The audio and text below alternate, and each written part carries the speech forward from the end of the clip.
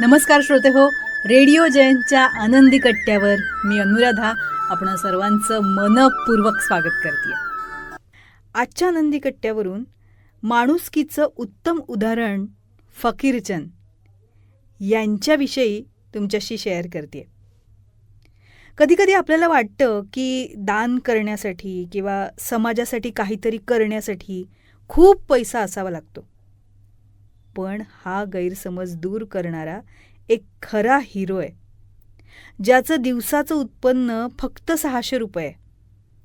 अशा फकीरचंद यांनी आत्तापर्यंत 35 लाखांपेक्षा जास्त रकमेचं दान करून माणुसकीचं एक वेगळं उदाहरण घालून दिले. फकीरचंद स्वतः अत्यंत साधं जीवन जगतात. ते एकटे राहतात. त्यांनी लग्नही नाही केलेलं, पण तरीसुद्धा त्यांनी आजवर 5 गरीब मुलींच्या लग्नाची जबाबदारी उचलून ती यशस्वीपणे पार पाडली आहे. त्यांच्या रोजच्या कमाईतला तब्बल 90% हिस्सा ते समाजाच्या कल्याणासाठी खर्च करतात. स्वतःच्या सुखापेक्षा इतरांचे अश्रू पुसण्यातच त्यांना खरा आनंद मिळतो. आजच्या काळात जिथे लोक स्वतःच्या गरजा पूर्ण करण्यासाठी धावतायत, तिथे फकीरचंद यांनी आपल्या निस्वार्थी वृत्तीनं सगळ्यांनाच थक्क केलंय. अशा या महान व्यक्तिमत्वाला खरोखरच मानाचा मुजरा.